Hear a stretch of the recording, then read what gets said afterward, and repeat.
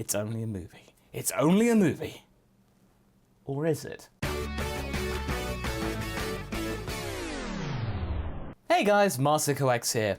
Oh, Dragon Ball Z movies. Oh, there's such a colourful mix of good and bad and very meh. The posse that live within the Dragon Ball movie realm, they are a very colourful mix of apocryphal baddies that we don't really talk much about aside from the fact whether they're canon or not. But don't worry, we're not going to be talking about that today. If you wish to find out a particular scenario in which they were canon, you can check out my video from ages ago on that very subject in the description and up top. In a quintessential Dragon Ball Z movie, you usually get a villain that can last the course for about 40 to 50 minutes or so. In the case of Broly, you can make about an hour and 10 somehow. They prove a little bit of a challenge that everyone seems to think that there's no way to beat them, and then just Goku says goodbye to them with either a spirit bomb or some other MacGuffin that cannot be used in the series for some reason. However, when it comes to the more modern movies, things have actually changed. The movies Battle of Gods and Resurrection F did a very good job in installing a lot of groundwork in establishing itself in potentially the series lore. The latest movie that we're going to be seeing is actually tying into the end of Dragon Ball Super's latest run, so it's going to be very exciting times for any kind of fan. What might they be like? What kind of category are they suitable for in terms of a movie villain?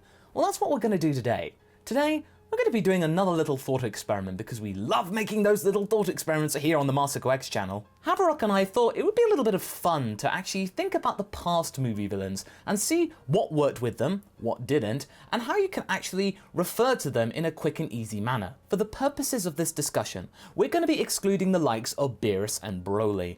Why is that, Masako? Well, we've talked a lot about them already, so there's no need to retread old ground just so recently. So to start things off, what I've been talking about, categories. There are currently 3 different types of categories that the DBZ movie villains fall into, each with a particular trait which actually is the hallmark or keystone of their entire persona. We start off with the first category, and that's pure and simple. The originals. These are the characters that were purely made up specifically for a movie. These characters have no derivation in the original series, and at the time of their debut, they were wholly new to the franchise. There are 3 foes here which share that privilege: Garlic Jr., Dr. Wheelo, and Bojack. The second group of villains are those who have some kind of tie or link to the original Dragon World, as in they're based on something that's already been seen in the series or in the manga. This is the kind of scenario where you're thinking, how do I get people into the theaters? Well, let's just retread something that they've already seen on TV and they loved, and just do it again, but with a bigger budget. These 3 are Turles, Cooler, and Trucker Hat. Oh, sorry, Android 13. Sorry, force of habit there. You could lump Janemba into this category too, but I feel like he might actually fit into the next category, this being the monster category. The ones that could be described as kaiju. Pure monsters, not anything with meaningful and deep facets, complex character motivations, or even really some kind of sentience. They are just pure beasts. They have no personality whatsoever, and on the whole, they are less important than the plot itself. They're just there to smash things up. In this, we have indeed Janemba, Hirudegarn, and Bio Broly. Bio Broly does count, because technically it's not the same Broly, because, you know, blood, DNA, cloning. Now, of course, these aren't just hard set rules. Just because Turles is here doesn't mean that he's a complete carbon copy of either Raditz or Vegeta. Each character has something different about them, something that they can bring to the table to our Z fighters. Case in point, Bojack's personality and motivation and background is really well detailed. He has a crew, he has some kind of grudge that isn't necessarily directed towards Goku, but generally speaking, you can still find flaws within all the kinds of characters. Speaking of flaws, Bojack's personality is not perfect at all, but it's still pretty fleshed out. I quite enjoyed his squadron who had different facets about them, as well as the fact that Bojack appreciated Earth architecture. Just that little tidbit showed that he has some kind of excitement, likes, wants, needs, that kind of thing. He's just not there to go, ha ha, I'm here to destroy stuff because reasons. The reason why I am being lenient with Bojack is because he is not the one that's carrying the plot of the movie. That's down to Gohan. The whole purpose of that movie was to show Gohan as the strongest fighter on Earth at the time, now that his father had checked out. Bojack was there purely to be a monster of the day. A very well put together monster of the day, but still a monster of the day. He was fodder to Gohan's Super Saiyan 2 powers, now decked out in his father's gi, to really tug on the heartstrings some more. As a result of having less focus on him, you can actually experiment with Bojack some more, and therefore make him really interesting.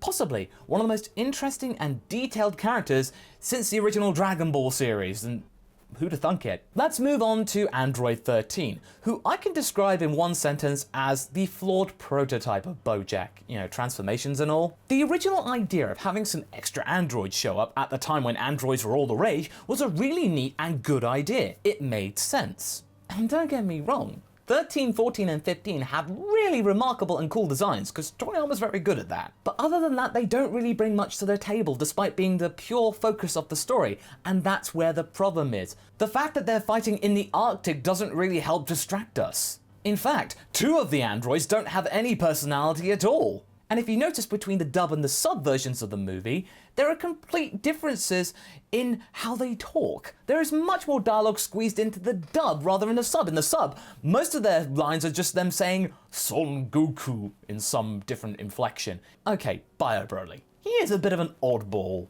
of goo.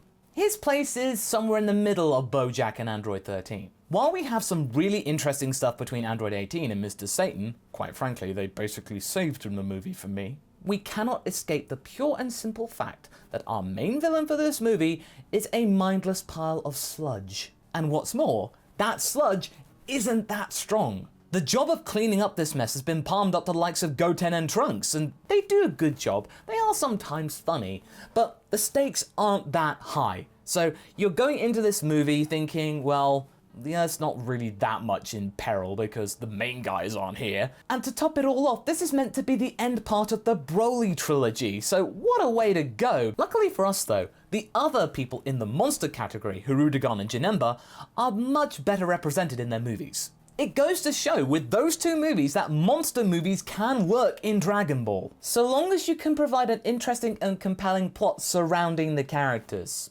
If you relied on them solely to drive the movie, like we saw mostly with Bio Broly, it's not going to work. Put them together with an exciting plot, then you got something. In the case of Wrath of the Dragon, Hirudegarn's movie, the inclusion of Tapion and his relationship with Trunks over the course of the movie was really good.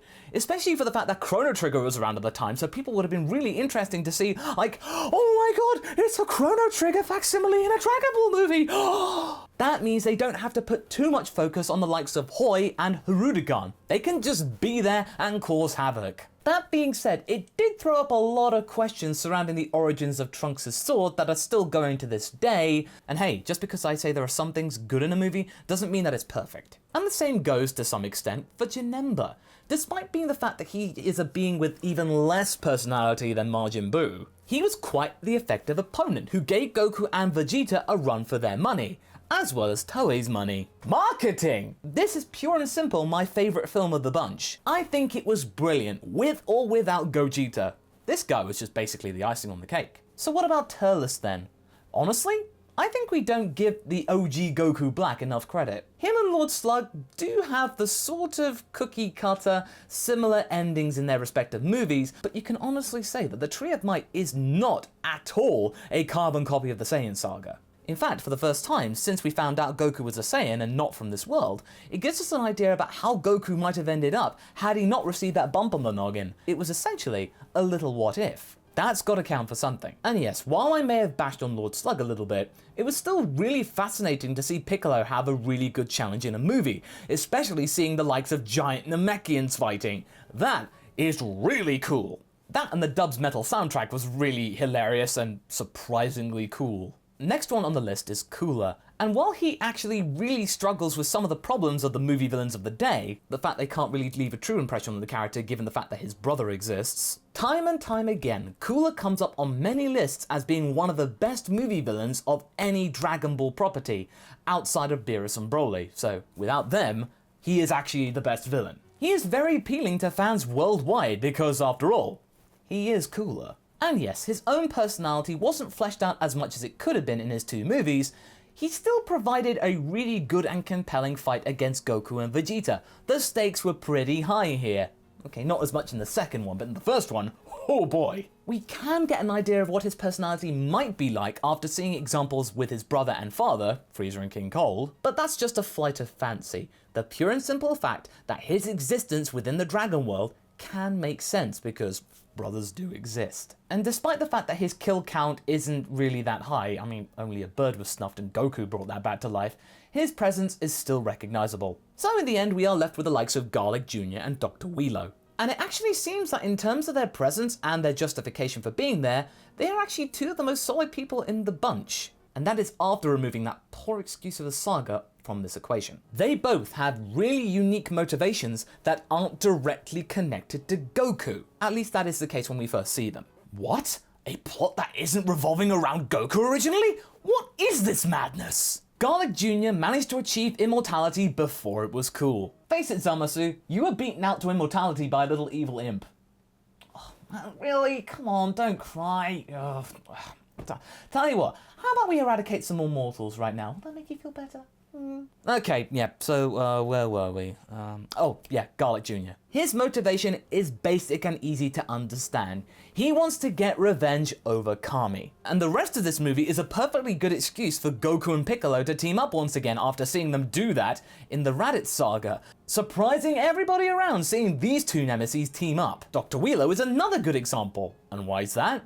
Well, he's simply trying to find the strongest fighter in the world in order to take their body. Originally, that body was going to be Roshi's, but then it just so happened to turn out to be Goku. You see, Zamasu, you're basically stealing another thing, taking Goku's body. It's been done before.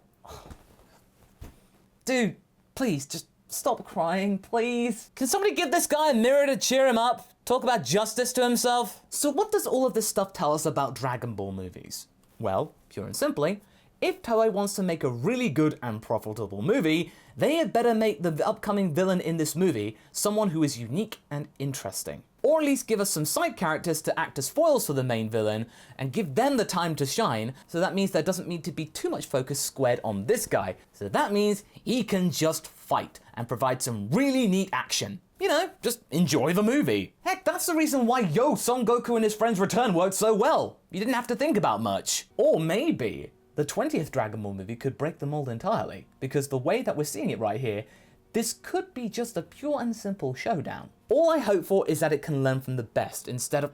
Zamasu, stop crying! So what do you guys think? Who is your favorite DBZ movie villain? And which category do you think our new DB movie villain could actually fall into? Leave a comment below and let's get this discussion going. Anyway, I hope you enjoyed this video. Until the next one, be sure to like and subscribe. Catch you later!